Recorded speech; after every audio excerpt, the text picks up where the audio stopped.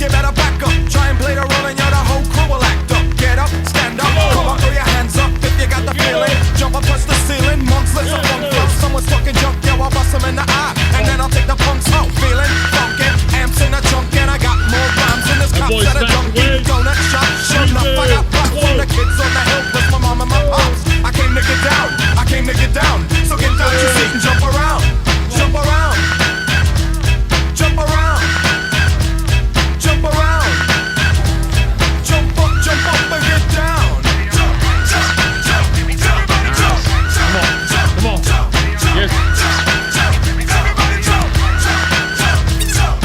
I'll serve your ass like John McEnroe. Give your word to your moms, I came to drop bombs. I got more rhymes than the Bible's got psalms. And just like the prodigal son, I've returned. Anyone stepping on me, you'll get burned. Cause I got lyrics, but you ain't got none. If you come to battle, bring a shotgun. But if you do, you're a fool, cause I do to the death. Trying to step to me, you take your last breath. I got the skill, come get your fill. Cause when I shoot the gift, I shoot the kill. I came to get down, I came to get down. So get out your seat and jump around, jump around, jump around, jump around, jump up and get down.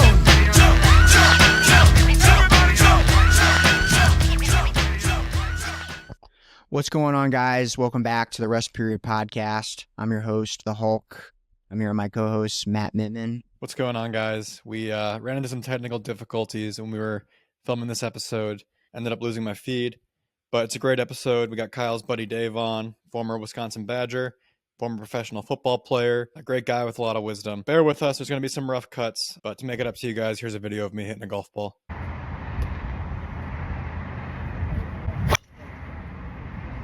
Kyle Lombardi. And then, of course, we now have He-Man Dave joining us today. Yeah, He-Man Dave Senczyszyn is going to tell us his stories about football with the Badgers, business with his brothers, and all kinds of other fun stuff. We'll probably dive into aliens and all kinds of stuff, but it's going to be a good one. Thanks, guys, for having me. I want to know what did he call you? Lombardo? Where does that come from?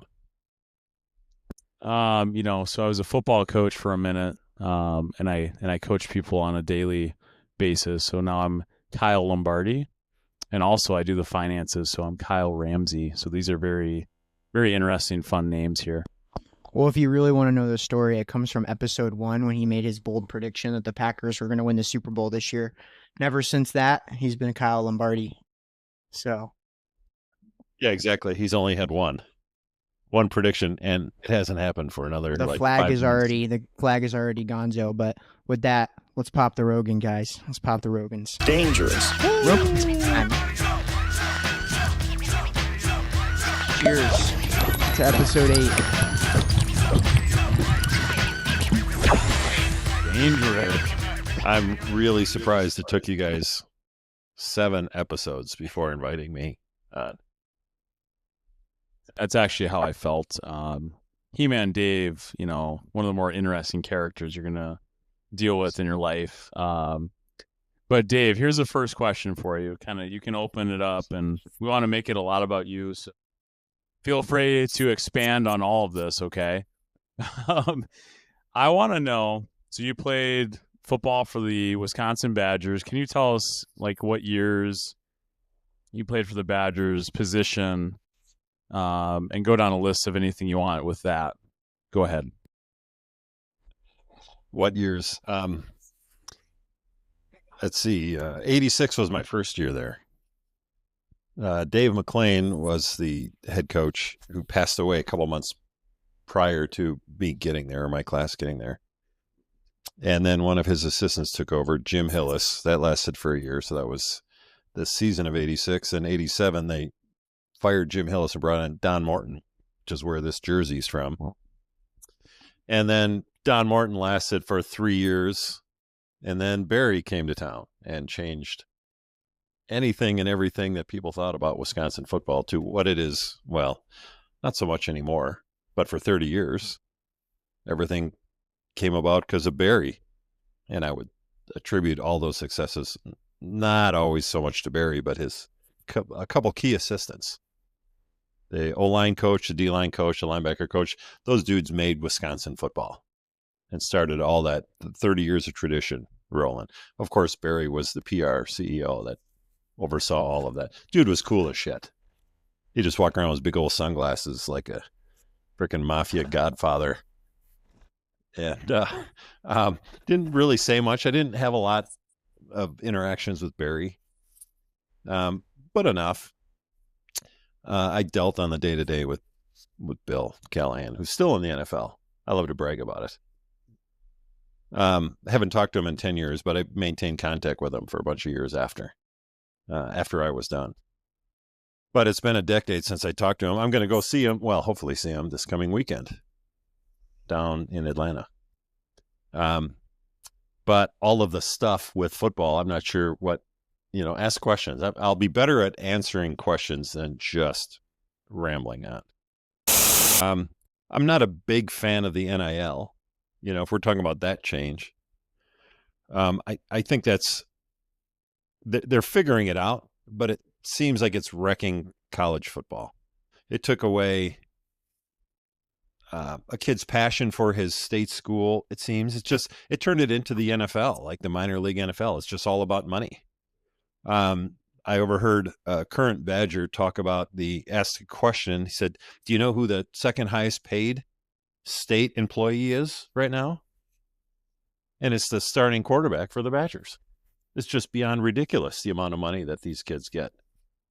And of course, they're, when I was there, like, well, how come we're not getting paid? We got to do all this stuff for free. I heard all that bullshit all the time. But we got an education. We got our food paid for. We got our housing paid for.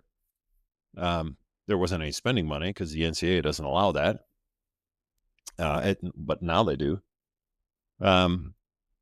We could have a job in the summer. We could have a job summer break, and Christmas break were the only times that we could go and have a job and get a couple bucks for spending money. Otherwise, it was mom and dad coming to town and hand me $40. And I wasn't a big beer drinker, so it didn't really matter. But the NIL, I think, is that biggest change. That's turning all this stuff, I don't know, for the better. But I think, again, the NCAA is figuring it out. And things will keep evolving to something that suits more people. But as far as, I guess, just Wisconsin goes, when I got recruited and started over there, Wisconsin was a middle of the Big Ten team every year. 5-6, 6-5, 7-4, maybe go to a bowl game.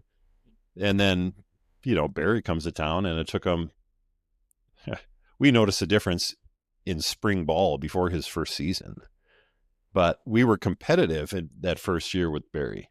The years prior, we weren't really competitive. So we saw something happening right away. And then a couple of years later, he's in the Rose Bowl. Barry's no bullshit attitude. Did any of you guys read his book? Barry wrote a book. He talked about a couple key things.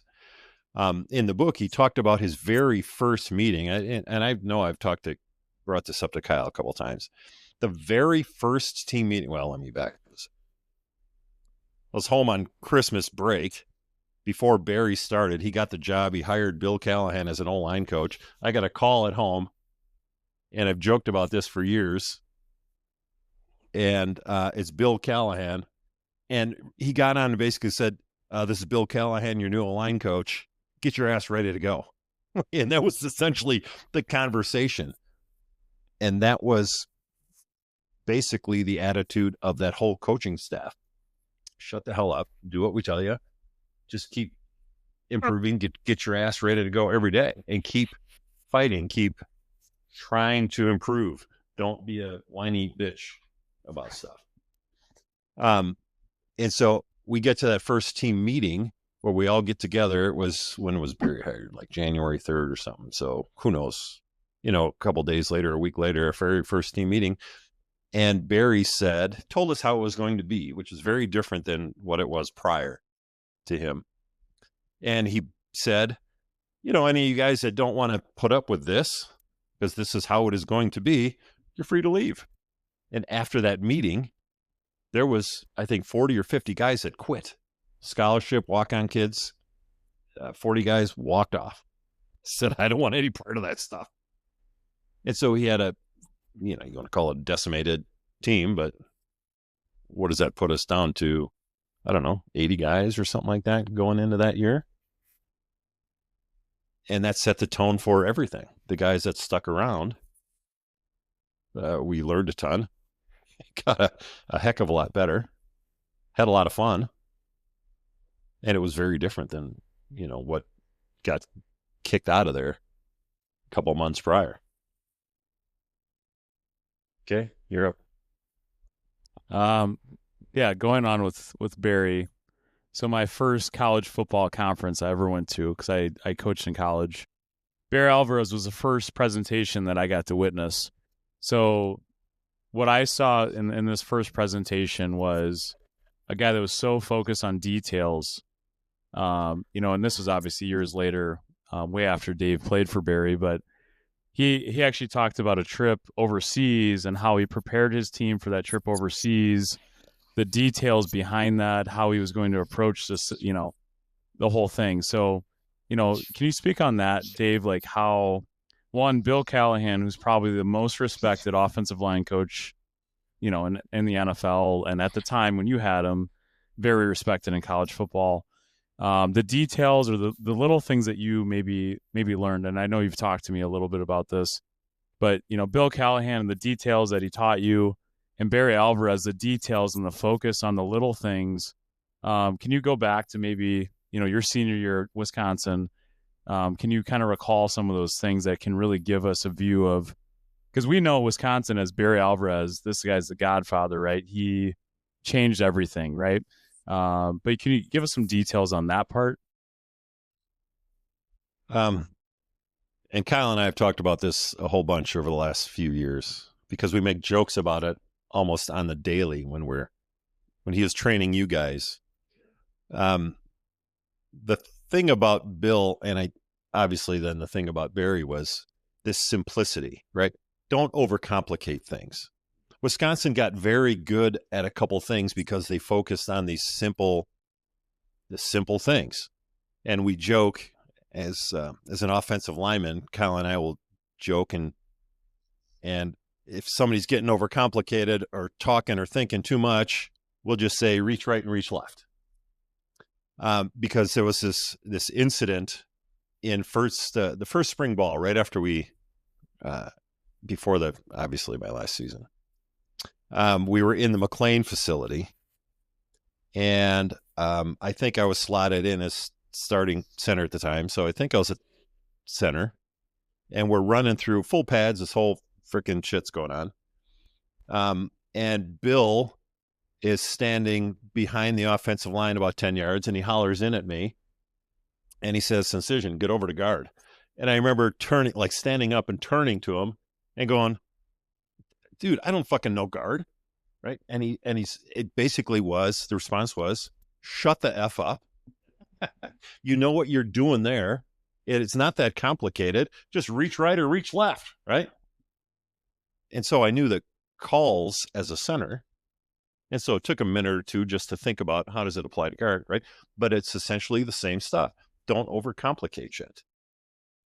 And it was that way with all of the positions. And it turned in, but they had to do it because we were, I apologize to all my teammates. We were football stupid. Not that, Don Martin, nice guy, great, whatever. Okay. But we weren't very smart football guys. And so Barry the whole staff had to dumb stuff down because they were starting over with a bunch of seniors and they wanted success, right? Okay. So we just had to keep it simple, stupid. And it was the same for the D linemen and the linebackers and, the tougher positions. And again, as I spoke to, those were the position coaches that really, I think, changed Wisconsin football for the better. But they let us focus on just the physical of it. Think a little bit less right now. Just have fun. Let's get these guys fighting, quote unquote, fighting. And working to be physical enough that we'll have a chance against whoever we played that year. Which in years prior, it was, there's a story I can get to in a little while when it comes up to the, when we played Michigan. There's some funny shit that went on before that game. But the mentality at Wisconsin in the 80s was there's no way we can beat Michigan, right? I mean, not 1981, okay, because they went and beat Michigan at home that year when Michigan was ranked number 1 or something. I don't know if you guys remember any Wisconsin history. But in the mid 80s, Michigan comes to town, oh, you're going to lose by 50 or 60, all that kind of stuff. Every team that came into Camp Randall, it was like, well, what are we going to lose by this week? Unless it's Ball State. And then that was a fight. Which, nothing against Ball State. They've had years where I'm sure they've had a great program. But to come into Camp Randall and put up a fight against Wisconsin, it shouldn't have happened. Anyways, I don't know if that answers your question, right? Keep it simple, stupid. Those were the things, that old acronym, right? Those are the things that changed Wisconsin. And I think they probably overcomplicate things a little bit now, but it's just my ignorant opinion. I remember if it was after spring ball, myself and some of the other seniors were sitting in the locker room, and that question kind of came up. How long before this coaching staff gets these guys winning?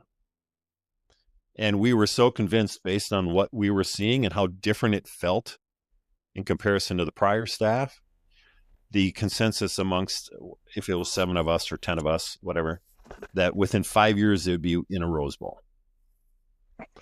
And then, of course, so this is going into the 1990 season. And then by the 93 season, they're 10-1 or whatever that record was. And they ended up, ranked 5th nationally, and they beat UCLA in 94 with a bunch of overachievers, and I don't say that to diminish those guys at all, but it really speaks to the coaching job that staff did. I don't know how many blue chip guys or 5-star guys or whatever the hell they call it, recruits coming in. I doubt that there was that many, but those guys overachieved and beat everybody because they were taught to believe that they could because of that coaching staff. So I've heard a lot about with linemen in not just the NFL, but also in college, having to bulk up and get a lot bigger. How hard is it to maintain that diet as well as maintain the amount of lifting and stuff that you have to do in order to maintain that mass? Well, college football, with any college sport, it's a job. And when you get into a lifting program that, we were taxed with heavy weights, and then of course we're hungry. So we've got a lot of heavy weights getting pushed around. We would have to eat a lot, and the kids do the same thing now. And I don't know if there's chemicals involved and whatnot. There has been for years and years in college football. The group of guys I was with, we promised each other we weren't going to indulge in any of that stuff because the way things were prior to Barry, it wasn't worth it. But it was difficult to eat a lot and maintain size and weight. At the time, there was a Sports Illustrated article about Tony Mandrich that came out. And on it, the cover was The Incredible Bulk. And it was Tony Mandrich, who's a huge dude. Now, years later, he admitted to all his steroid use and whatever. But in the article, he talked about his 10,000 calorie a day diet. And I remember reading it and trying to follow it as best I could. And it helped me an awful lot. It was a 30-pound gain in a short amount of time. But I would literally walk home sick after dinner. And I had to force myself to do it every day. And then, it was basically every 2 hours, eat something. And I remember I'd walk home from training table, if that's what you called it when you were in college too. I don't know, but walk home from training table really slow because I felt sick. And then I knew, I'd look at the clock and go, in 2 hours, I gotta have a weight gain shake, or I gotta eat more or something like that. But it worked. But it wasn't easy. And it wasn't easy to maintain it. So once I got to my highest point, weight, strength, all those things, I had to keep on with feeling sick every day. And as you go into practice, had you ever gone through a wrestling practice where you're full and you feel like sick? It's not easy to get through that stuff, but you find a way and your body just adjusts and whatever. So Yeah, I mean, that's just like the complete opposite experience of what I had, because wrestling, it's the complete opposite. It's like we're trying to keep weight off, go the other direction. So instead of like, that sounds like a dream come true to me. When I was in college, like, oh, I just get to eat whatever I want and eat like all the time. That would have been awesome. But no, in wrestling, like, I had to go through practices sometimes where I was missing meals, I was skipping meals, or I wasn't drinking water, especially like close to weigh-in. So it kind of had the opposite effect, where it's like, yeah, I was tired and I felt like sick, but that was because I was like cutting weight really hard. So it's kind of the same thing, but obviously like opposite. Like, I'm trying to lose weight and you're trying to get huge. either So, extreme's difficult, right? But, lucky me, I got to eat, I guess, as opposed to starving. Talking more about that. So Dave, you got up to what, 290, 295 was your highest weights in college, and then okay, so your natural weight probably 235-ish. As I know, I've known Dave a long time. 232 to 235. This guy would weigh in consistently at the same weight for many, many, many years. So think about that. If you're listening to this, he gained 60-ish pounds through nutrition and lifting, and it wasn't easy for this guy, right? He had to work his tail off. But can you talk about, when you gain the weights in the weight room? I know your squat numbers were insane. Your bench numbers were incredible. Can you just share some of those details? Like, what were your numbers? I know you've told me, but like, can you just share what were you squatting? What were you benching? What were some of those things looking like? Well, I don't like to brag, but the simple numbers my senior year, they wouldn't let us 1 rep max squat. And so we had to pick a weight that we could do a set of 5 at. And we couldn't wear squat suits. I don't even think we could wrap our knees at the time. We could wear a belt if we wanted, which I'm sure that I did. But my set of 5 was at 600, which equated to then a 690-pound max. And then you add collars, right? So it's 691, right? Yeah, half a pound later. Yeah, we have a lot of inside jokes, and so I know those. If anybody's watching this, they're not going to get my stupid humor, but Sarah will watch, I'm sure. So basically, round up a couple of pounds. If I had a 700-pound squat, 410 bench, I don't know what the deadlifts were. We never tested that. We just tested squat and bench, but we would deadlift 500 or 600 pounds or some shit like that for reps. I don't know. I don't remember some of those things. Clean was just coming in, so we used to do hang cleans, no power cleans, nothing from the floor. And that was a relatively new exercise, but we never maxed that out, but got to decent numbers, whatever that is, upper 2s or 300 or something like that. I don't know, but not overly impressive probably for the kids nowadays. Yeah. That was, and it brings back memories. Tuesday was always squat day, and it was always fun to go in with other linemen and the seniors at the time.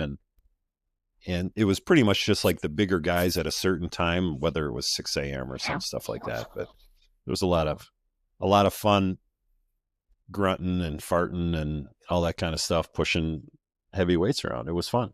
Like we do presently like in my garage. We sweat our ass off and we have fun pushing weights around. Today was bench day. I'm sure you could tell, right?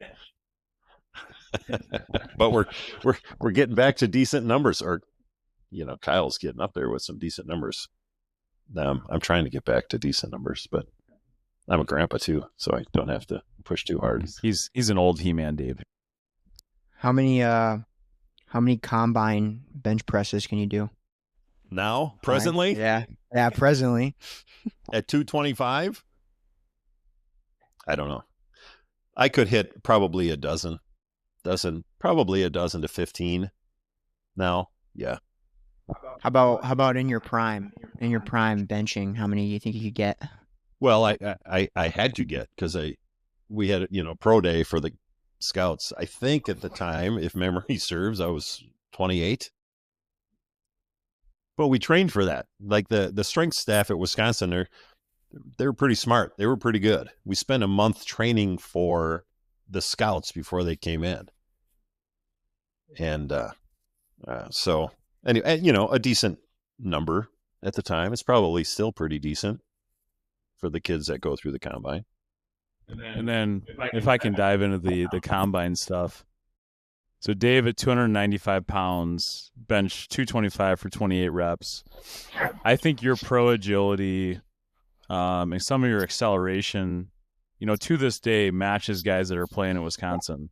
Do you remember your numbers, Dave? Because I know we've talked a little bit, but do you remember what those numbers were? The pro agility, some of those more very specific tests. Yeah, so the 5-10-5 they called it, right? We called it pro agility. Now it's called something different. That was the one exercise or the one test that got me multiple opportunities post-college.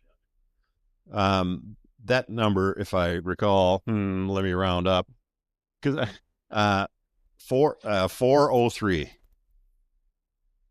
And really wasn't, it was pretty good. I mean, I think at the time I beat some smaller guys, and it opened the eyes to the place that I wanted to go, to the Cincinnati O-line coach at the time, who was regarded at the time as the best cat in the freaking league for coaches, O-line coaches, that is. Playing off that, let's dive into your Cincinnati Bengals little experience there. And I know you had a little bit of professional football experience as well. So you had a great combine. You were an incredibly fast, agile athlete at 295 pounds and strong. You got noticed, right? The Bengals signed you. Can you just talk about that experience? And if the audience doesn't know, back in these days, 1991-ish, Anthony Munoz was there, which a lot of people regard him as the greatest left tackle in the history of the NFL. So Dave got to play under him, but if you could explain that a little bit. Going into that, I remember after practices at Wisconsin senior year, like during the season and whatnot, maybe even in summer, I don't know. I would go up into Callahan's office and he would say, like, sit your ass down there. He had a TV screen in his office. He would say, watch this pardon my French, all the time. I'm going to try and do my darndest to swear less. But he would make me sit and just watch film on Munoz. And at the time, then Bill was learning from the Cincinnati coach, Jim McNally, the O-line guy there. And we were doing a lot of the same stuff, whatever. So I would just sit and watch Munoz. So fast forward to the pro day, and I had an offer basically from 5 teams, and it wasn't really even a question going to go to Cincinnati because Munoz is there. And I remember an interesting story around the draft day, but walking into those offices the first time, and of course, Jim McNally walks me up and introduces me to Munoz. And it was one of those starstruck moments, like holy shit. First off, he's a massive guy, naturally big. Him and the other tackle, too, just these huge men that didn't look like they lifted weights. They're just massive people. So that was, a football highlight. And then, of course, got into camp to be around that guy every day and see some like crazy ass shit from that guy. I shared one story, I'm sure multiple times with Kyle, where I watched him block two guys at once, and his guard in a drill, his guard just stood there like, what the hell am I going to do? Anthony's taking both of these cats at the same time because there was nothing in front of him. So it was a neat experience to watch and learn and try and imitate,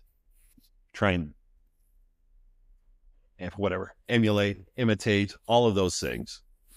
And it started to really make me more of a student of the position.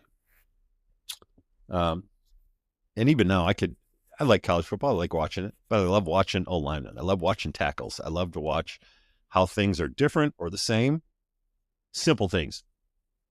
Footwork, hand placement, leverage, pad height, just those simple things. You can pretty quickly pick out who's good, who's not good.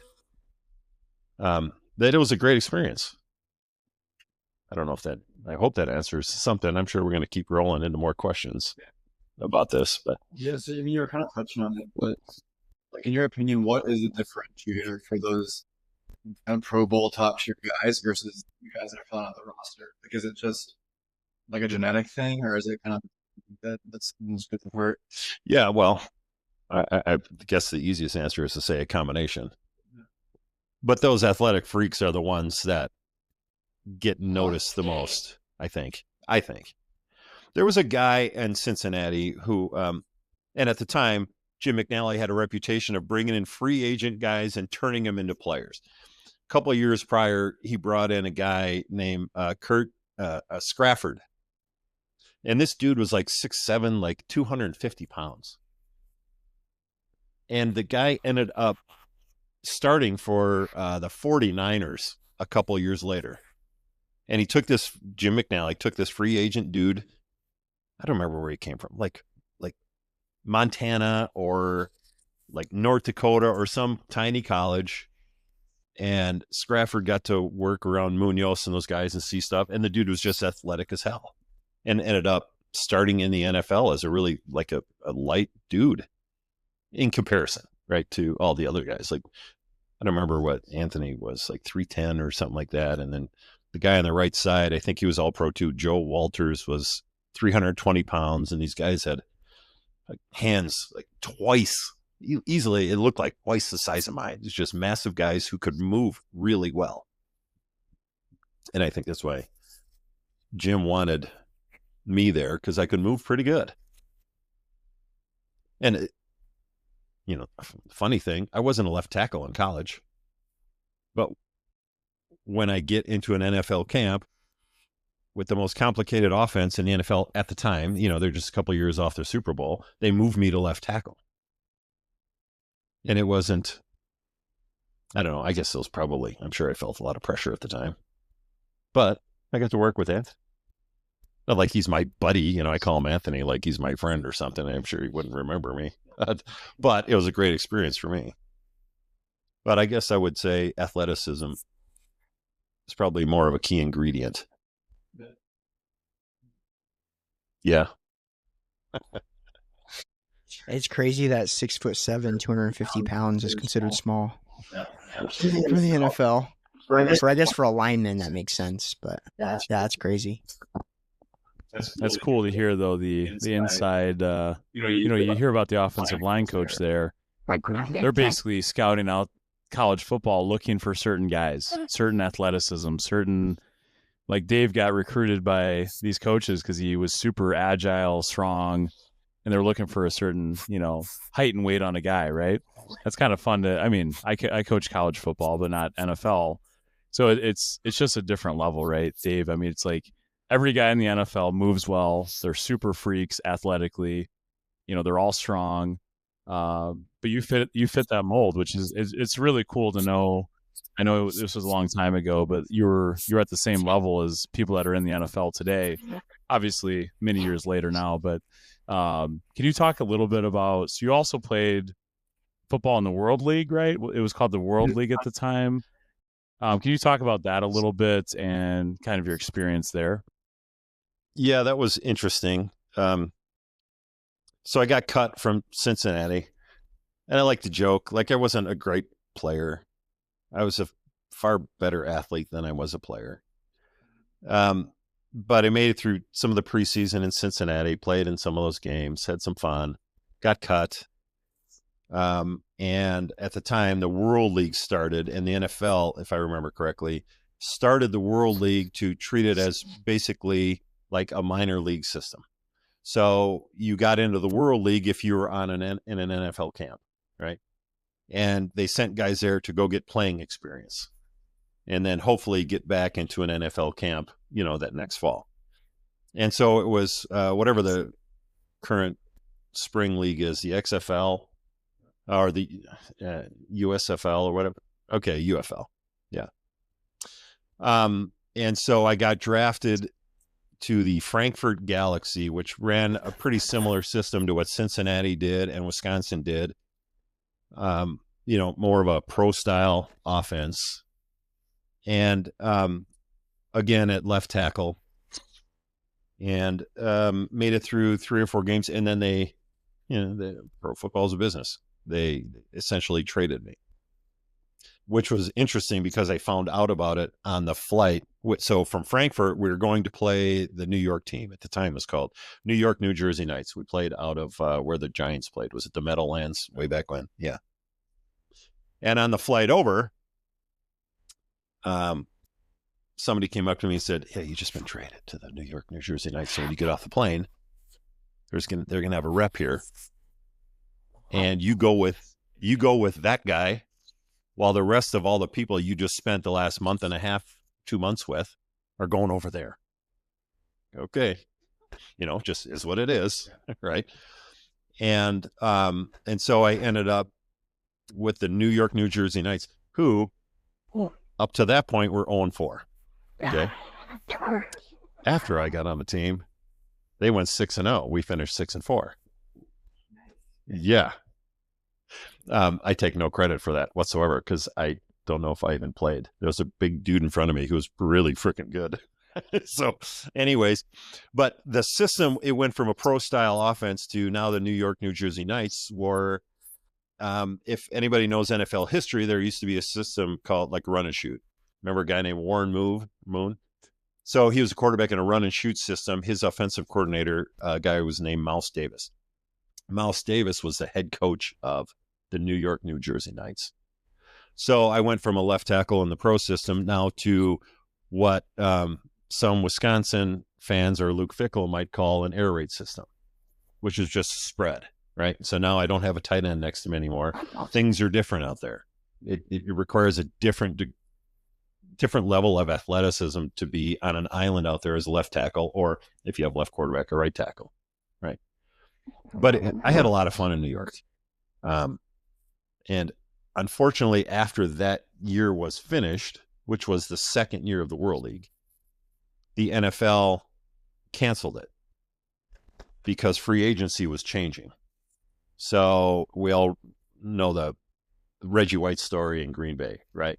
He came over like the first huge free agent, and they paid him whatever they paid him at the time.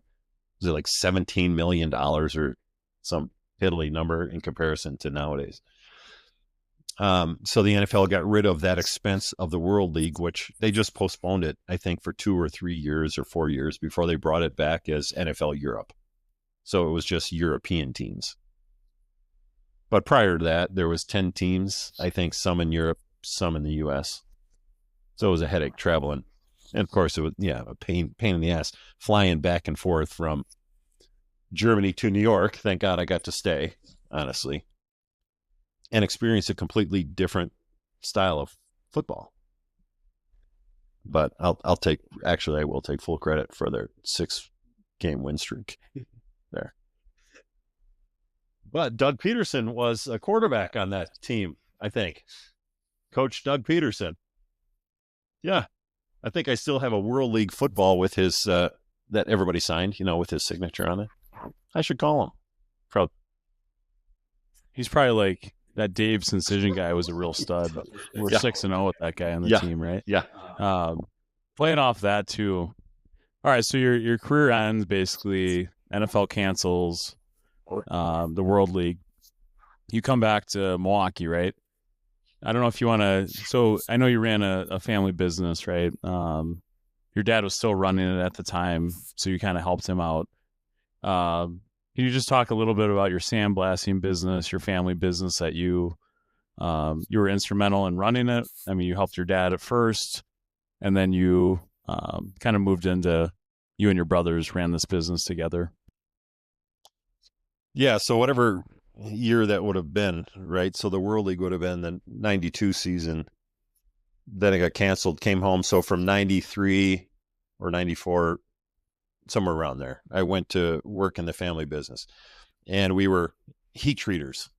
And so there's some heat treaters out there who will harden metals, heat it up, dip it in water or oil, basically, or some solution, right, to harden the metal. We didn't do that. We would basically soften metal. And our processes at the time were called stress relieving, annealing, normalizing. And it really is the biggest reason why I was able to get down to 235 pounds and stay there for 2 or 3 decades. Because I enjoyed doing the physical work there. And I tried to take as much strain off my dad as I could. So I would step up and, somebody had to climb on the furnace when it's still 400 degrees and hook something up and whatever. So I was constantly around, if the air temperature was 110 all the time, sometimes had to climb into a furnace while it was still 300 degrees or climb onto a furnace while it was 400 to 500 degrees or something like that. So it was always hot. And along with, we had 3 furnaces going at the time. We were a small mom and pop shop. We also had a big booth where we would sandblast metal parts. And it was a big enough booth. Somebody would have to put on a suit and climb into the booth, hold a hose twice the size of this microphone under about 100 pounds, 70 to 100 pounds of pressure, and probably not 100. Probably more like 60 to 80 pounds of pressure, and just sandblast metal down to its, raw form. Basically, get rid of if there was rust on something that hadn't gone through the furnace or whatever, the layer of furnace crud that would get on steel, had to blast it. And I didn't have to do much sandblasting back then, but the last few years, before we sold the business, I was the full-time sandblaster. And when the furnaces are cranking out 100 some degrees out in the air, and the sandblaster has a dust collection system, which it sucks up air from the surrounding area, so that sandblast would be sucking up 100 plus degree temps and pumping it right into the booth. And then if it's summertime and it was, 90 degrees outside with humidity, it was just like disgusting. But it was a fun experience. I get to an extent. At the time, felt like a pain in the ass. But thankful to my dad, obviously, for a whole lot of reasons. But he kind of had this attitude like Bill Callahan did, or I should say Bill had it like my dad, where my dad would just say, just kind of shut up and do this. Yeah, but Dad, just shut up and do it. Just try it, right? And ended up getting good at a couple things. He did that to me with, now sandblasting doesn't take, you don't need a freaking engineering degree to go in and sandblast stuff. But when it came to maintaining things, and the equipment was all old, right, there had to be some thought into stuff. And I remember one day my dad brought me over by the welder, because we needed stuff done. He's like, here's how you turn it on. This is where you put the stick. This is kind of how you do it. Figure it out. And I got, relatively okay at welding. And so anytime something broke in that place, Dave, get the welder, fix this, fix that. And I was the guy out in the shop, which I'm really thankful for now. And at the time it was, well, how come my brothers don't have to do this? Right? They had their own responsibilities up there, and I chose to be more blue collar and physical out in the shop, which helped my dad tremendously. exciting stuff, isn't it? Heat treating, sandblasting, football. It's just a blue collar life. Did you like go to like trade school to like get like a degree in the trades at all? No. No. No, so are you talking about my electric stuff? Okay. So while I was in the shop, and this jumps forward to 1997-ish, 98-ish, something like that. I wanted to build houses. I was getting married at the time. I wanted to build a couple houses which brought me to Grafton. And so we had an industrial electrician who would come in and fix our stuff at the shop. And his name was Ron Star Electric. He's probably still in business. What a great guy. I said, hey, Ron, you want a side job? I'm going to build a couple condos. You want to do the wiring? He's like, sure, I'll help you out. He said, if you take my code class, he taught code at MATC, electric code at MATC. He said, you take my code class and you work for me. I'm like, I was ready for, however, like a year later. And so I took his code class, really liked it. Again, not rocket science, right? It's just adding numbers, making sure things work.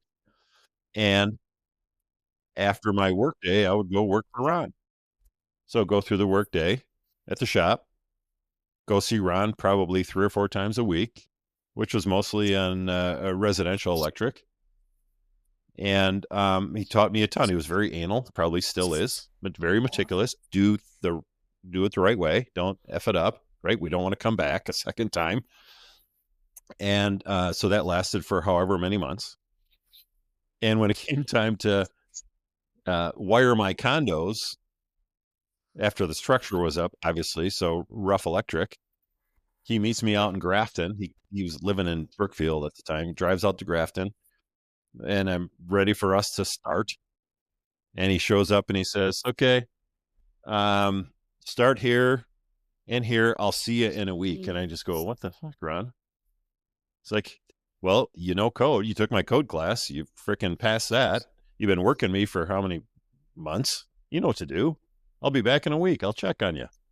So I ended up my first experience with wiring, basically after doing piddly jobs with Ron, was 2 2,500 square foot condos. And I didn't really fail too many, inspections. Like those couple little things here and there, but for the most part, did a pretty good job. And so I just been doing electric stuff, helping friends, family stuff. I'm not licensed, never went to trade school. Probably should have, but I was pretty committed to the family business. I wasn't going to take a 5-year trade and leave my dad high and dry, sweating his ass off every day. Not when he had other kids to take care of. Right? I felt obligated to the family. Anyways, okay, good question. Mentality, right? Like, great. I mean, like, whatever, school is great if you don't know what to do, but like if you have a task, you're energized to do it, and you got the people who can help you get there. Like, just get it done. Yeah, just shut up and do it. Right? Don't overthink it. Like working out in the garage. Just shut up and do it. Overthink it, you start thinking about how hot you are or how much something hurts, right? And then that probably happens at like 58. I'm still only 57. So next year, probably things will get different. But yeah, right? It's keep it simple, stupid, and is what it is, and shut up and do it. And Dave, if I can add to that, so you ran, the family business and all this stuff. Wow. Some deeper details so I know about Dave is he coached football, he coached swimming, he coached a lot of things. So he'd go sandblast, which he talked a little bit about, but let's just call it was really, really hot. He'd get out of there, whatever, 1 p.m. He'd go and he'd coach, football, he'd coach swimming, some other things. It kind of shows you like, you can work multiple jobs, or let's say you run your own business, right? Which Dave was part of a family business. You can kind of create your own path, right? You can decide how to live your day, right? You can go to work out at noon or whatever time you want. And I think, Dave, when I got to know you really well, something I really respected, you didn't work, in the normal 9 to 5 frame, right? The normal job, right? And I really respected that. You worked with your family and worked really hard. And then you coached as well. So, when did you know, okay, one, you woke up super early, right, to go into sandblast, right? You also had 3 kids. How did you manage all that? Because when I talked to you about this a little bit, now that I have 3 kids, and Matt and Hulk don't have kids yet, but it's just good, wisdom to maybe share. How did you manage that schedule? Because you did a lot of those things, and I think it's pretty cool. I think the easiest way to say it is what, the point that Matt just made, right? Just shut up and do it. And so, had to start the workday early, wanted to get stuff done, but I wanted to leave earlier in the day to take care of the kids, the coaching responsibilities. I had to work out. And so it really was just shut up and do it. Get up at 4. Nobody wants to get up at 4:15. The alarm clock goes off 4:15 every day. Like, this sucks. Okay, just get up because you got shit to do. You got to pay the mortgage, right? Pay for the kids this or the kids that, whatever the case is. And so you just shut up and do it. It's the simplest way to describe it. And I had fun coaching. I certainly does it for the money, but had fun doing it. And that was my social outlet. So when here in Grafton, and I coached down on the South Side too for a couple of years at Whitnall High School, where I graduated from. But when I started coaching up here in Grafton, then I didn't have a ton of friends in town. I was, newer in town. Those were my buddies. And so I looked forward to that, to be around those guys. And when the football stuff came to an end, then my oldest kid, all 3 kids swam, but my oldest kid was pretty successful at it. That led me to swimming, not because I had this great swim coaching mind, but at the time, the head coach of the club needed a coach, and I had coaching experience. And so he said, will you help me? And I said, well, I don't know anything about it. Well, you learn. And so that guy taught me a bunch of stuff, and I had a lot of fun with it. Not only to watch my kids, I never coached my kids. There's some advice for you young guys. Don't coach your kids. Let them learn from other people, right? Be there, watch them, but don't actively be their coach. No, when they're really little, it's one thing, but when they start getting up there, they got to figure out how to deal with other people. But the great thing about swimming, and I actually was part of the local club, Ozaki Aquatics, for longer than I think I did football. The technique of it, again, just like the technique of being a lineman or a left tackle, or the technique of swimming, and how these simple little changes in something on them can have such a drastic effect on their efficiency in the water. It intrigued me, and it kept me around. And I like to watch my kids swim. I had 2 of my 3 kids that one did swim in college. My boy could have swam in college. Number 3 could have been a swimmer because she was kind of freaky athlete. She just chose not to. But, again, just find a way to make it all work in a day. And be a dad, right? Be there for the kids and make sure they're being supported enough without being too intrusive or a hovering parent. That was important to me. But it helped that their mother helped a lot. And she was pretty good and pretty involved in their lives. So there was somebody to depend on. So the kids it wasn't just solely me. Some days it felt like it, right? You know how that goes. Like, you're just pulling your hair out going, oh my God, just shut up, kid. Oh, I wish somebody would just take these kids away from me. Well, you'll go through it someday, right? But it helps to have a support staff around too. And that's the other thing with coaching. Get them around. I used to bring them to the football field with me, and they would just see just be a part of all of that stuff and get comfortable on a playing field. And then also there's other kids and coaches and stuff. Like I didn't have to keep a hawk's eye on every kid every minute because there's other people around. It takes a community, right? As the old saying goes. So I don't know. I just found a way. Thank God I'm not there anymore.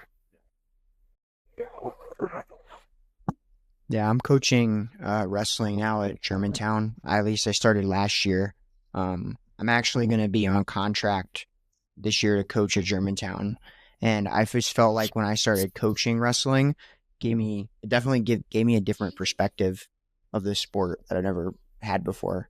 Because I feel like as a competitor, I had one perspective, and now as a coach, it's like I have a completely different perspective, and I probably even learned some more stuff that I probably didn't even really think about now that I'm actually coaching it. Yeah, it certainly takes a couple of years to get good at coaching.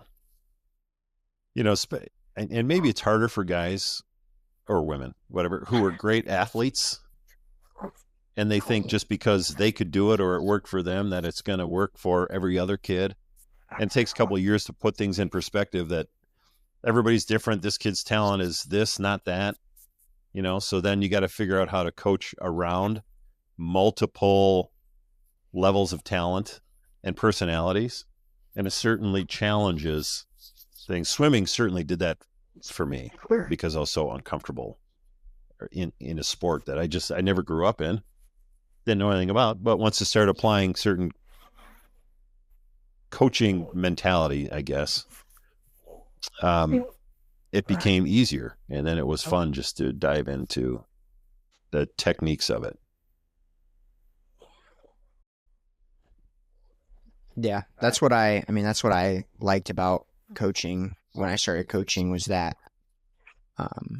I guess I probably should have done this more when I was competing, but it just forced me to actually think about why this stuff that I do works. I guess I never really thought about the technique. It was just kind of something that I did, but to break it down into ways that I could actually teach it to somebody else made me have to think about it a lot differently. I had to break it down into steps, whereas before it was just something that came natural and I couldn't really explain to people. It's just oh yeah, you just do that and it works. But I didn't really know how it works until I started coaching it and figuring that out. There you go. Keep it simple, stupid, right? That was the yearly challenge. How can I make this more simple and easier for every kid to understand? How can we get better at, or what will it take for us to be successful? Well, we want to be able to do this. Well, what does that mean? Well, that means this, this, and this.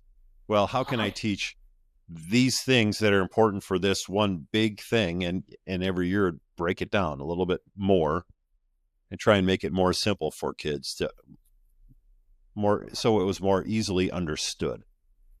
Because sometimes, if you're good at something, right, you just throw verbiage out there or who knows what, and a kid's just, kids, they don't have the guts to say, hey, coach, that sounds really dumb. Can you explain that better? No kid is doing that. And so, you got to reevaluate as a coach all the time. Well, how can I say it better?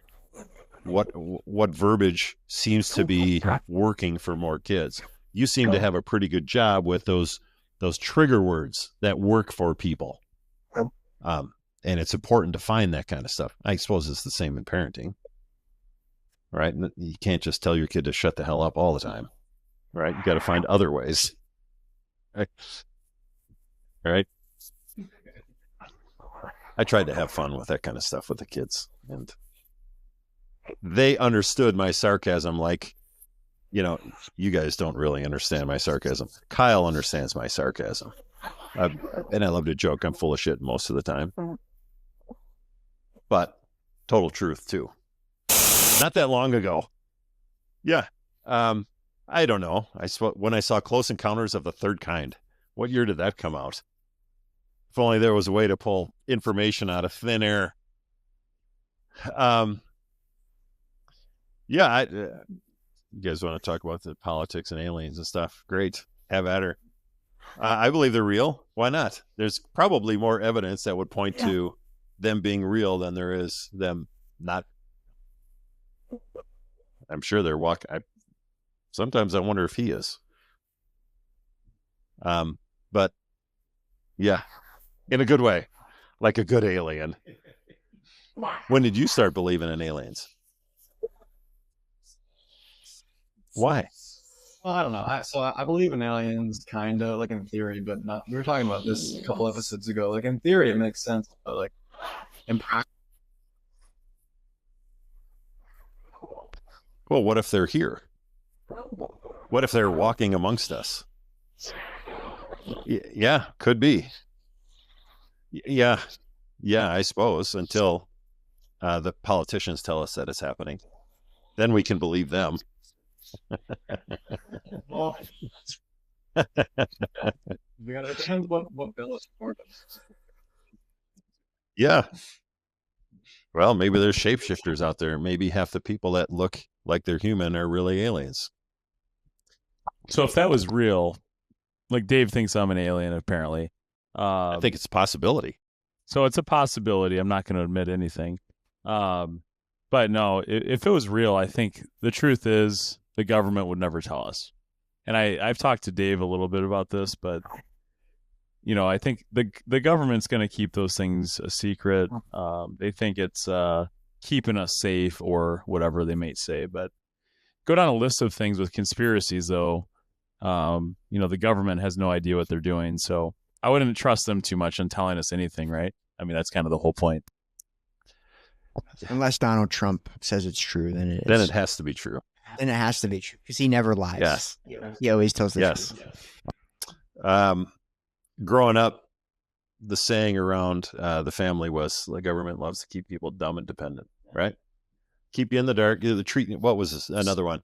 Treat me like a mushroom. They keep me in the dark and they're full of shit or something like that. Surround me with shit. Make sure you're the sheeple. The sheeple. Yeah, part of the sheeple that just believe whatever the news tells them. Where I love to just be 50-50, right? Is everything else true? Maybe. Why not? Aliens. True or untrue? I don't know. 50-50. Why couldn't they be true? Right? As like keep it simple. Let's like just get it done. Do you feel like that it's harder these days? Like, with all like the internet, all these things, like all the noise out there. No, I think it's easier. It's easy. Shut the TV off. I don't watch the news. And occasionally I pop on Instagram or some social media and have fun with some blurbs that come out my way. But I don't turn on the TV unless it's a movie I want to watch. I'm not watching the news, and not even if a conservative, not even Fox News. I don't believe any of them. But they're probably 50% right. Who knows? No, it's not harder. I think it's actually gotten easier. I get to hang out with a woman who doesn't watch TV, and as busy as her life is, there's still a level of, just keeping it simple. Don't overcomplicate things, which sometimes I do. Sometimes she does. Let's talk about Sarah real quick. Oh boy. I knew Dave for many years when his kids were in high school. He stayed single he can correct me if I'm wrong, but let's call it close to 20-ish years he stayed relatively single. Mainly, to take care of his kids and make sure the business was good and he could coach. A lot of reasons, which I really respect. But I remember, so when his kids were out of college, or I think they were out of college or close to. Well, I think when Caitlin was close to done with college, which I know she's still kind of doing some stuff, but they were independent at this point, right? Dave, I remember, kind of was like, okay, he's kind of manifesting a woman to come into his life. At least that's how I took it. And this beautiful woman, Sarah, came into his life. And I still remember this. This was like, it's like when someone finds a light. Dave was a great guy, worked out, did all these great things. And it was like, holy crap, he met this woman, Sarah, and he just like, it just like, you know, life was perfect, right? Like it was so cool to watch as his friend. And he was manifesting this stuff. And I just, if you can explain the manifestation of that, Dave, and maybe how other people could do that in their own lives, I think that might be impactful. I don't know if I can explain manifesting, because I would give that credit to Sarah. Which, you know, now she doesn't get angry at me often. She might get a little perturbed about some things occasionally, but I'll just say, this is your fault. You're the one that brought me into this whole deal, right? I made a deal with my kids when they were young that I wouldn't date or be interrupted, have a life interrupted, until Caitlin graduated from high school. And I went probably a couple of years beyond that. But if you want to say, I fix myself, you know, life's traumas, blah, blah, blah, right? Everybody, I didn't really deal with too much, but the timing was right. And it was right in my own mind that it was time to cut the cord, let the kids go. They're independent. I can worry less, and I can get on with my own life. And I dated a little bit. And I'm glad that I did that, to start to figure out and get myself back into that social life. And then Sarah manifested me. She would have, I'm sure, an awful lot to say about her own story. It's a neat story how it came about for her.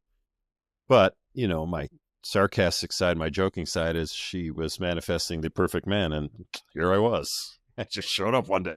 No. And it was an online date, basically set up online. Whatever the site was, Bumble or something like that. And it was weird, because when the profile came across, when I saw it, she chose me. And she sent me a message or something. I'm probably screwing it up. But there was something intriguing about the profile. And so I followed through with a response, and we ended up texting basically for like 2 weeks or something. Now, she had kids in high school, 2 kids in high school at the time, 2 kids in college, all 4 boys, 2 in college, 2 in high school. And there was this texting stuff, and it was this point of no return, like, oh shit, 2 weeks. But because she lived 2 hours away. And, what are you going to do about it? Like, okay, this thing will just fade fast if it's just text messages. And basically, I just said, well, screw it, right? It is what it is. Just going to go take a chance, go out there and go on not a blind date, but a date. And I remember I was kind of talking to somebody, another woman at the time, and I went on that first date. And whether I came back the next day, I think I said something to Kyle and Heather, another workout friend, and said, okay, that's the real deal. I need to follow through with that one, because something was very different about it. Everything about that first date felt very different for me. And I just knew I had to pursue it. And here we are just over 2 years later, and, still going pretty strong, right? Not pretty strong, really strong. It seems to get better all the time, even 2 years later. Now, she lives 2 hours away. We don't get to see each other every day. Kyle and I joke about or talk about this stuff often, because he lives with his wife every single day. Not that there's anything bad with it. It's just a different life, right? You're seeing each other every single day. It's not, the honeymoon phase went away a long time ago. Well, the advantage to this distance here is we constantly seem to be in this honeymoon phase where everything's just fun and exciting. And maybe that's just our personalities. Maybe that's just how we mesh. That's probably more the case. But it's constantly getting better all the time. But I don't take credit for manifesting it. I think it was just timing. on my part, I was just ready for it. I had too many other things going on before, other responsibilities that I had to take care of. And I don't know how she finds the time, because she's got tons of responsibilities between her own business, still has 4 boys. One's out of college, one's still in college, one kid's in the military, so out of high school, and then still a high school boy. So the responsibilities are seemingly like endless for her. And she's a really successful businesswoman. One of the smartest people I ever met, if not the smartest. Sorry, Kyle. It's okay. Yeah. But she gets full credit for manifestation. So you guys should invite her in here and talk about manifestation. She'd probably love to talk about all that stuff.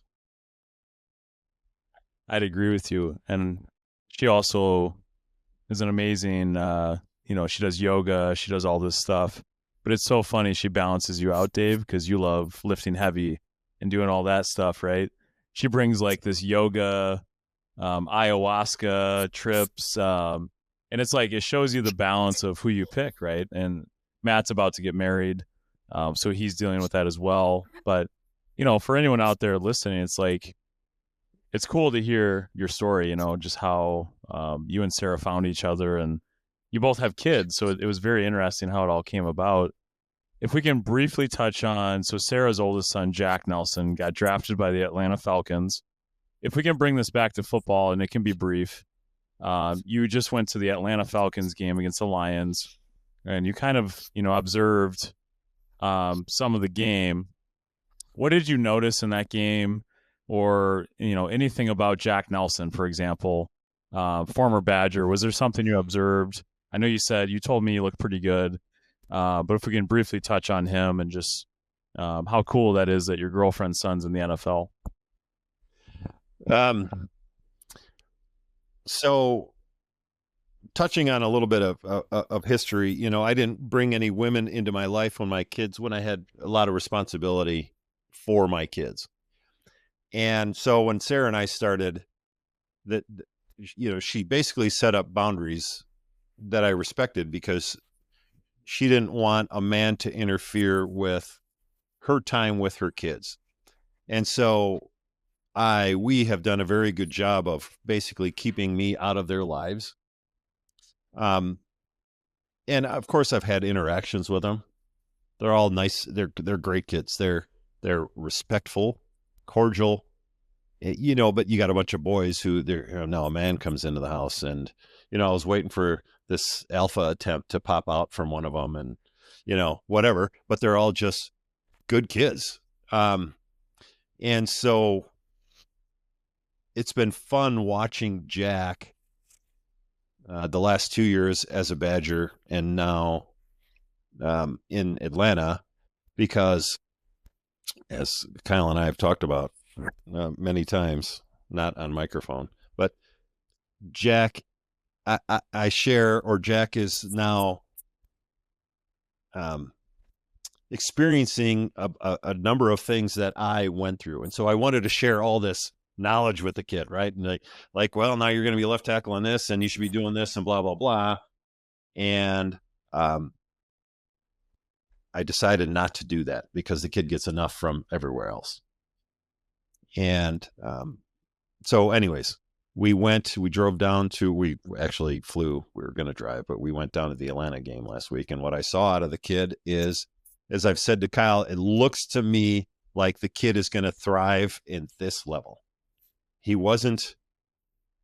Wisconsin situation wasn't that great the last couple of years. And I really got the feeling the kid was going to succeed as an NFL player. And he played well. The kid's very athletic, and he can play multiple positions, which is why I'm pretty sure he's going to make a team. But he did a good job. I would say he looked in that game on last Friday night. He looked as good in that game, which he started and played the whole game. And I understand preseason game, but the kid did a great job. He looked as good in that game as he did in any Wisconsin game last year, I thought. Did he get drafted in the draft, or did he just get picked up after? No, he was the first offensive player drafted to Atlanta. No. Jack had a draft party in Madison, and he just had his family and friends there. I didn't go to that. But no, they didn't go to Green Bay. That would have been chaotic, I'm sure. Green Bay was wild on draft weekend. Like the place where they were doing the draft, they would like open it up, and within like 30 minutes, it was already at capacity. So you basically had to like stampede to get in there. So Yeah, I wonder why. I mean, I understand the NFL has huge fans, right? But for people to stampede to go in and see that, to be a part of that, that's just not the kind of thing that I would do. But I'm pretty reserved, I guess. But sometimes those things amaze me, which is, as we were talking before this, I'm always interested to find out why people do what they do. You know, like, what are you thinking? It seemed like a stupid thing to do. Why would you do that? Oh, not so dumb, right? Maybe I'm the dumb one. But I'm not a fan of big crowds like that at all. I would never do that. Well, definitely not like a different herd mentality, or some people like they have like their personal self, and then like getting the big crowd self. You know, I feel like some of those events, it's like you get so many people, I'll just get, Just annoying. Yeah. That would just be annoying to me. and the hype absorbs, and like there's a million people in the streets. Yeah, I was thrilled to death when we went to that Atlanta Falcons game last Friday. And I was surprised, but the place was probably less than half full. And so I was just sitting with Sarah and some friends, and there was some people around us, but we weren't sardined in at all. I think it's just because Green Bay is obviously a pretty big football town, and everybody wanted to be in the place where the draft was taking place rather than, I guess, just at a bar next to it watching it take place. But yeah, I mean, it's probably because they thought, oh, if I don't get in now, it's going to be full. I'm not going to be able to get in. So got to push people out of the way so that I get in and they don't. Sure, right. And when's the next time that the draft will ever be in Green Bay? In 32 years or maybe, right? Probably never, honestly. Maybe never. I mean, I don't know. Who knows? We We finish on this subject. No. Bitcoin, cryptocurrency, cryptocurrency, XRP. I think Dave, you've kind of gotten into a little bit of this ripple effect. A little bit. You tell us a little bit about that, and I know, Matt Goggins over there. He knows a lot about. You're this asking stuff. the wrong guy. I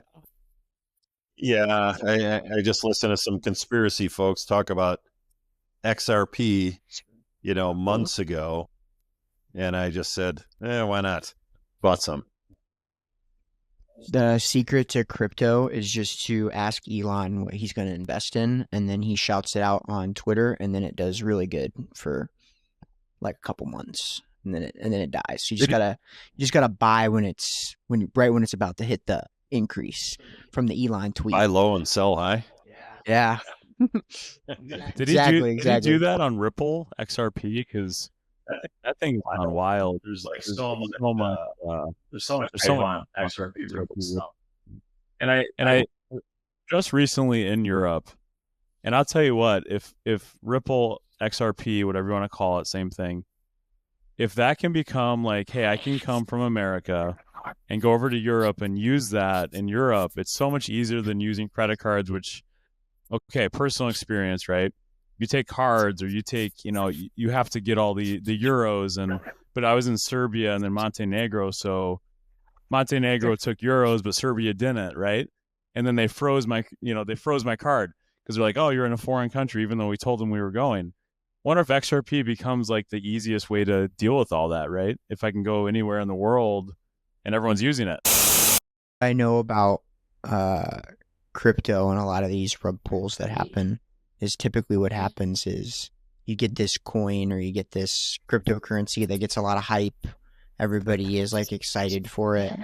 And then what the scammers do or the rug pullers do is before they release the coin, they have like a pre-sale. So they buy up like 80% of the coins or 90% of the coins. And then they launch it, and then everybody goes to buy the last 10%, and it makes the price go super high. And then all of the people that are in on it then sell all of their coins all at once, and that's like the rug pull, because then the price plummets to nothing. But there's been some consistency with XRP's price lately, hasn't there? I don't watch it. I mean, bought a couple of coins with one of my kids, and he keeps an eye on it. But for the last month and a half or 2 months, it's been slowly going up, right? I think Trump was talking about XRP Ripple specifically, and the SEC just basically let it become more usable, I guess. But basically, to me, like, we all use Venmo, PayPal, right? I don't. Well, not everyone. He-Man Dave doesn't need that kind of stuff. You know what I'm saying? I wish it was cash only. But XRP, yes, it's gone up by over 50% in the last 2 months. A little bit of this, I think it's because Trump has been very pro crypto, but he's also been very pro Ripple. And basically, we all use Venmo, PayPal. Wonder if XRP becomes the same thing on your phone, right? So we easily transfer it. We easily do all that stuff. I've actually looked into it. That's actually what they're saying is it can be, kind of used in a similar way. And let's say I'm a personal trainer. I run my own business. Let's say Matt Goggins walks in and says, "Hey, can I pay you an XRP?" That might be something that's going to happen sooner than later, right? And Trump is kind of actually saying like, "Hey, that's good," and that's why people are so into it, right? I think it's going to make life easier on the transaction side. Because for me personally, if I'm doing a Venmo or whatever it may be, it's really easy for me, right? If I have to run things through a system where QuickBooks or anything is using, the details, that's a little bit harder. So let's say someone could just say, "Hey, here's $50 on XRP, bam, right over to me, done." That's kind of cool, I think, something different. But yeah, I mean, the thing with crypto is it's just right now, because it's still, I mean, it's been around for a little while, but it's still relatively new. So it's like governments are still trying to figure out like ways to regulate it. Like, it's not really regulated. It's still very much like the Wild Wild West. So it's not traceable currently really all that much. Like, it's hard to trace it back to like a person. So it's easy to use to, like, a lot of people that like want to do bad stuff use crypto because they can buy things without it like tracing back to them. But yeah, We're creating out of everything and into the next, and that was just I don't know, pretty much we cannot even miss it. And then do you think aliens use XRP? That's what I would use if I was from Mars. I hope so. if I was an alien shapeshifter, I would definitely use cryptocurrency for sure. Yeah, I mean, I think the only like one cryptocurrency that you can say is 100% reliable at this point is Bitcoin, just because it's been around for so long. I mean, I'm looking at it right now. One Bitcoin is worth well over $100,000 right now in terms of the price, whereas XRP is worth $4 or just under $4 right now. Is it just under 4? Woo! Oh, so that says 324. It's okay. It's better than what I bought it at. Just keep on going. all right, to close this out today, I do have a few things. So Dave, in modern football, Oh boy. I'm taking you back. I know you 35 years ago of whatever, you were a left tackle. Could you Could you block No. Miles Garrett? Tell me the truth. No. No way. God, no. I'll be I'm full of shit a lot of the time, but here I'm just gonna be honest. No. How about Von Miller. Do you think he'd get off the edge? I think your agility is pretty good. Von Miller, you might be able to take. I might be able to get an edge on him. Yeah, yeah, sure. I'll say yes on that one. Last question. Okay, so like Lawrence Taylor. Lawrence God, no. Taylor. Are you If kidding? Lawrence came off the edge, would you get him? He would slip and fall in the shit stain that is dropped behind me. Reggie White. No, of course not. Funny story. I actually lined up against Reggie White in a preseason game. And if, maybe this young crowd doesn't know who he is, maybe one of the greatest defensive ends of all time. And it was when he was with Philadelphia. And so they send me out. I go in the huddle, going to get some plays in, right? And we're, however, off the ball, like 7 or 8 yards off the ball. And they're calling the play. And Reggie White was just in the play before. And, so I'm looking over my shoulder because our backs are to the line of scrimmage. And Reggie White's still standing there. And I'm just thinking to myself, I'm going, are you fucking kidding me? Right? This is a great opportunity, right? It's a great opportunity to look really, really bad, like get cut on the spot, basically. And it seemed to go on forever. Like I kept looking over my shoulder and Reggie White is still there. And we break the huddle and I'm going up to the lines to line up at left tackle and Reggie White is still there. And I get down in my stance, right? I'm going, motherfuck. And I don't know if it was right before they started the cadence, but there was a timeout on Philadelphia side, and Reggie goes running off, and then some second-year guy comes running in, and I'm just, so you're saying Reggie White's scared to go against Dave. He-Man Dave scared. That's exactly what I'm saying. They pulled Reggie White when they saw me at left tackle for Cincinnati. Yes, that's exactly what happened. I think the pants, the jerseys, or the pants were black. Yeah. For Cincinnati Bengals at the time. Probably not. They're probably white at the time. I don't remember. But I really didn't want the smoke. Yeah. I'm sure that was it. Reggie didn't want to get hurt in a preseason game trying to blow past Dave He-Man over here. Yeah, that's it. Yeah, I will say this, talking about an injury, a football injury. We were at the game last Friday and the kid got hurt for the Lions. And I was really impressed because this was at the end of the third quarter, the very start of the fourth quarter. Both coaches agreed to stop play, which was the first time that I'd ever seen it. Because I think the rule says or something like both coaches have to agree to do that. And it was nice to see both of those head coaches put a stop to that. It's a preseason game. We don't need to do this kind of bullshit anymore. Kid almost got freaking killed, basically. The kid, not literally killed, but the kid was okay the next day. But I'm sure they backboarded him. It was something with his head. And then talk about the kid went into seizures or something like that on the field. But it was great to see that there's 2 conscious head coaches. It isn't just about the ugly business of the NFL. Maybe those guys actually give a shit about their players.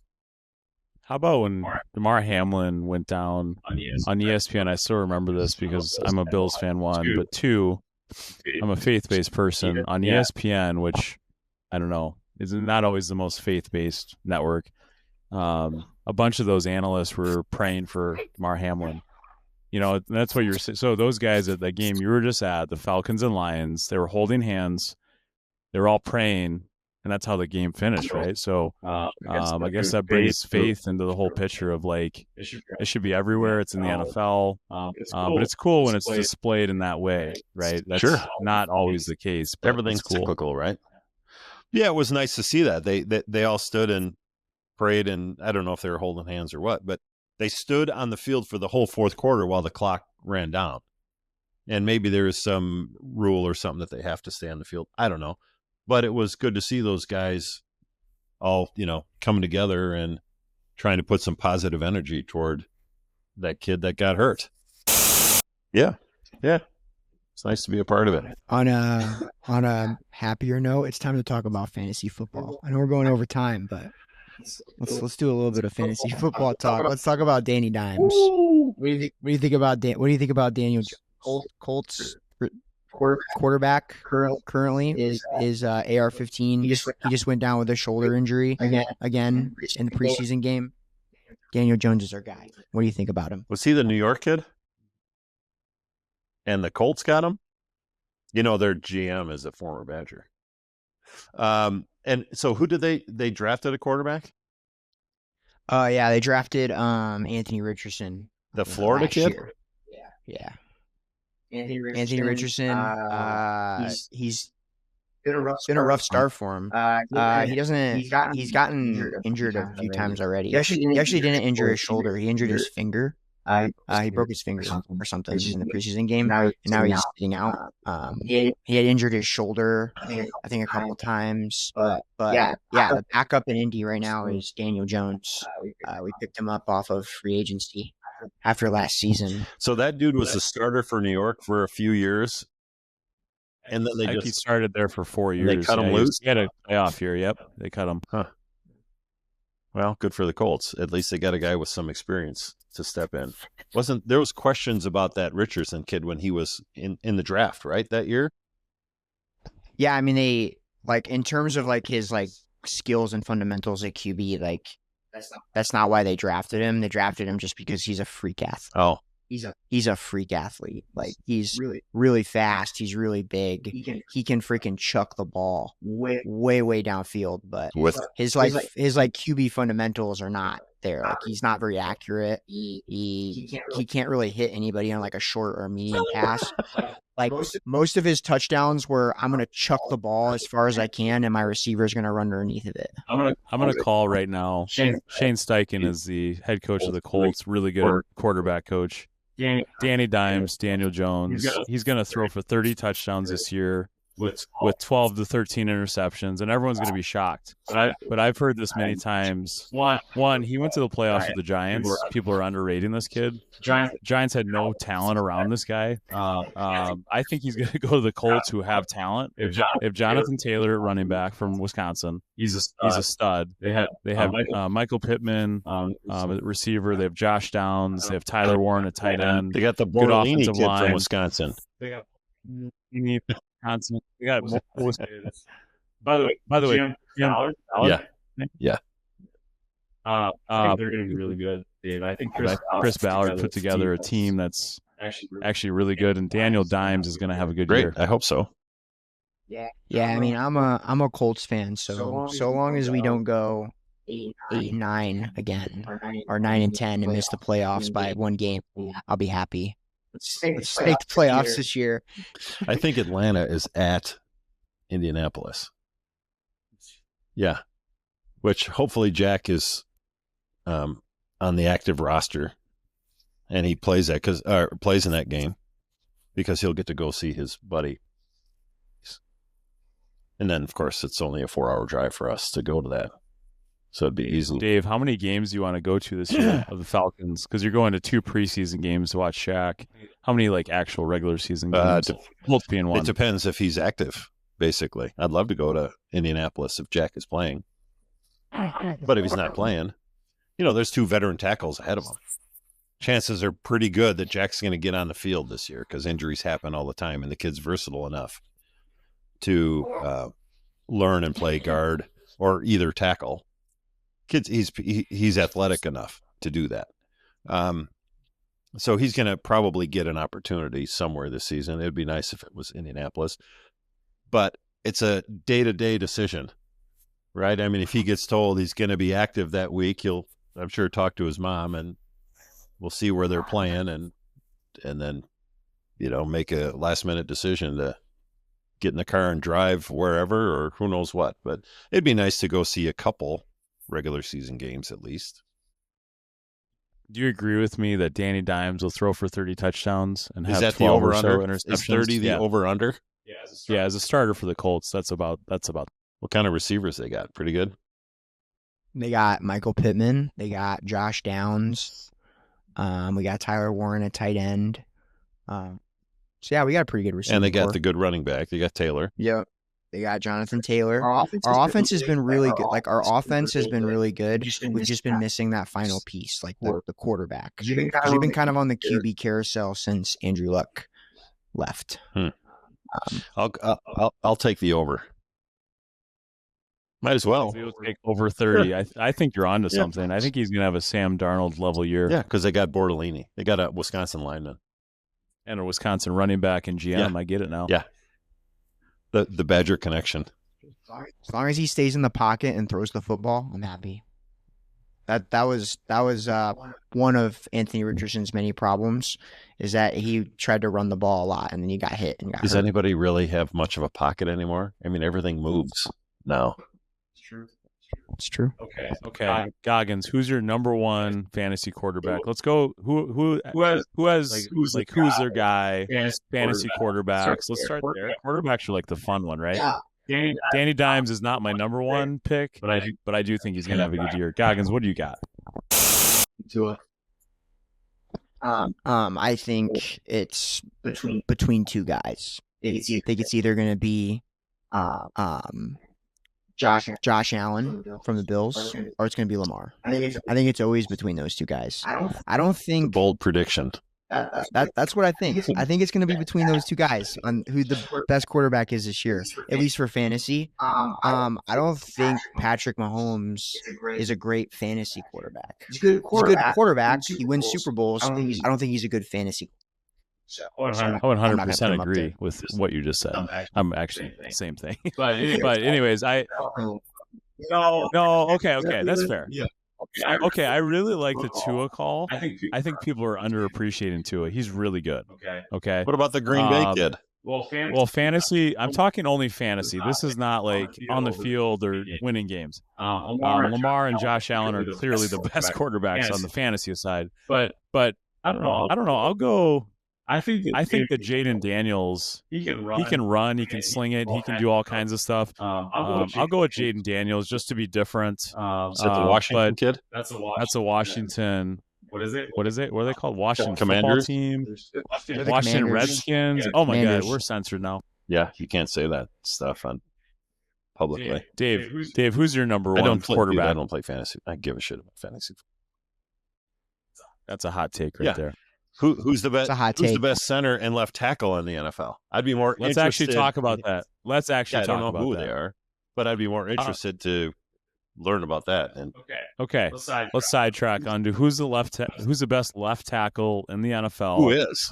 Go by PFF ratings, which Dave and I have talked a lot about PFF ratings because we talk a lot about Jack Nelson and college football. PFF ratings have San Francisco. Mulatto right? from the Eagles. Oh, The Eagles left tackle is an absolute mammoth. He's 6'8", jeez. 330 pounds, but he's also by far, I think, the best left tackle in the NFL. And it proved like last year, Saquon had room to run every game, and their left tackle is a big reason. But Trent Williams is good Is he too. still in San Francisco? Yeah, he's been good for quite a while. How long has this Philly kid been there? Well, he, if you remember, he came in as like a project from. I don't remember because I don't follow Philly. Oh, where is he from? I think he's from Australia, or he's from somewhere. He's from a different place. He's not from America. They brought him Alien? into the Eagles. Yeah. No, but he's like, dude, I think he played Australian football. I think that's what he was. So he never played NFL football, never played college football. The Eagles brought him in because he was 6'8", 330 pounds, could run, was fast, all this stuff. And they developed him into the best left tackle in the Wow. NFL. It's a heck of a story. Yeah. I don't know anything about linemen, but Why? Google just. I know. It's where the I know. game is won and lost. Yeah. Right. I now know a lot more about the lineman that is on the podcast with us. But it does say on Google that Creed Humphreys is the best center in the NFL right now. Who does he play for? He's a lefty for the Chiefs. He's a really good center, Creed Humphrey. Yeah, I agree. He snaps lefty? Interesting. And he snaps the ball to Patrick Mahomes, so that's With his gold left. right there. But they had bring in some O linemen, right? They were kind of soft or weak or in a couple spots last year. Yeah, so they got absolutely annihilated by the Eagles' defensive line in the Super Bowl. So they brought in Josh Simmons, offensive tackle from Ohio State, which Dave and I talked a lot about before the NFL draft. Josh Simmons was one of the highest rated kids coming out of college. So he'll be really good. And Creed Humphreys, great center. My favorite center of all time, though, is Jason Kelsey, Travis Kelsey's brother. That dude's because great. that guy can move. I mean, he was really, really good. You remember Stepnoski? I think that's what his name was for the Cowboys. Like 270 pounds, like 6'1" or 6'2", 270 pounds. He was all pro for however many years. How about we go back to fantasy football, because offensive line play, I'm not sure if we have all the answers here. Want to close out the episode with running backs or receivers, or what do you guys want to do? Right tackles? I can just go down the line. I think running backs for this year. Let me guess, think Saquon. that- Let me guess, you're going to go out on a limb and say Saquon Barkley. I'm not going to say Saquon. I don't think Saquon. I think Jonathan Taylor for running backs still. I think Jonathan Taylor is still pretty high up there. And then for receivers, I mean, I still think Justin Jefferson. The receiver for Dallas. What's his name? CeeDee Lamb. Yeah, that's what I would say. Bill Callahan, by the way, Bill's not the head is the coach. offensive line coach for for the Tennessee Titans. So that was Dave's former offensive line coach, and his son is the head coach of the Titans now, which is kind of cool. Yeah, it's cool. But going back to running backs, I'm thinking Jamar Gibbs. So we have a fantasy football league. I'm keeping him. Sorry, boys, he's mine. Who's that? You get me. Gibbs from the Lions is really, really good. Okay. How's the line for the Lions? They have a really good offensive line. They have Penny Sewell, who's really he's like a second team All Pro at right tackle. But they have a pretty good center, I think. pretty good But offense Gibbs, because of the yes. O-line. The O line is the key. Dave is all about the O line over here. But Gibbs, I think he was the fifth highest point getter last year. So I'm going to take him as the number one guy this year. That's my guy.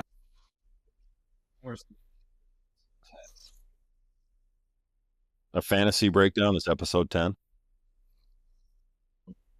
We'll get out the paperwork. Figure out who's winning. We're just giving you guys a sneak peek of what we're all about. Yeah. Just to like this is a sneak peek, but we're gonna have episode 10, which is gonna be like our start of the football season, just like breaking down what we think how the season's gonna go, and then all season long we're gonna be doing what we coined it as late night rest period, or the late night football rest period, whatever. Rest period after dark. We're just gonna be talking football all season long. That's it. Every episode is gonna be football. Fantasy We football. probably got to bring Fantasy football. We gotta bring and Dave back. obviously normal football. So bring me around the back league, for so. fantasy football. I don't know anything about that. Don't give a shit. But you guys want to talk about line play? I might be able to help. reach right, reach Reach left. right and reach left. Keep it simple, stupid. Right?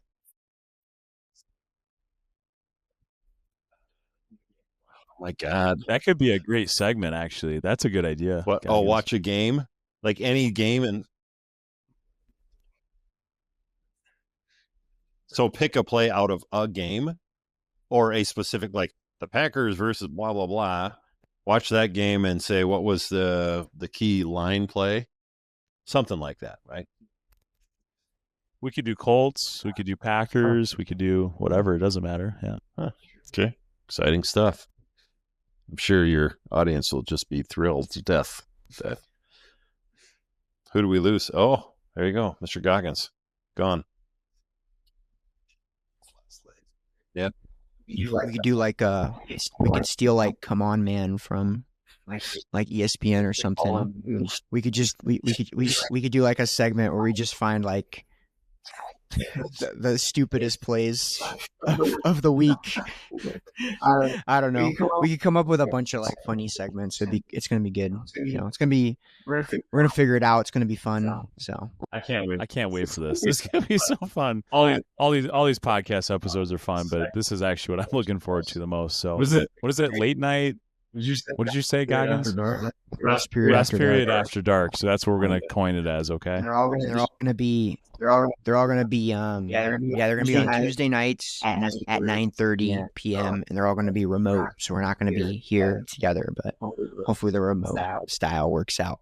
As you saw, we're pretty good in the dungeon, but we're gonna move this remote. Yeah, I think we got To this. the So bridge. it's gonna be a lot of fun. We're gonna move this to the bridge in Grafton, Wisconsin. Yeah. Do one at the Stilt House, one at the Distillery. Go to the bridge.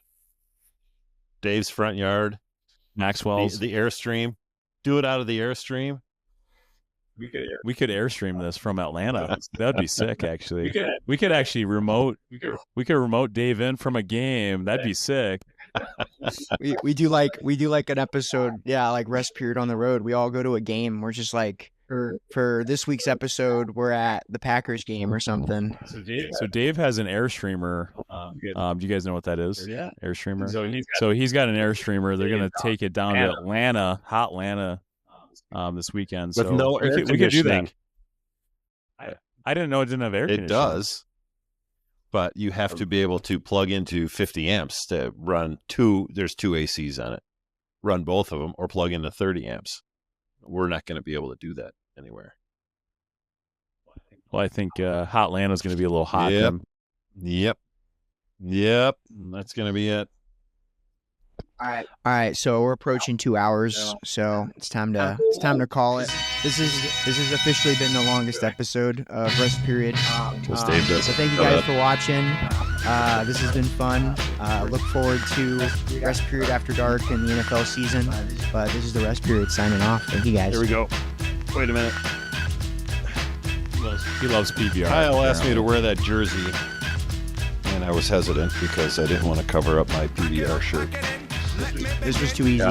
Too easy signing off. Thanks, guys. Slack up, punk, you better back up. Try and play the role and you're the whole crew will act up. Get up, stand up, come on.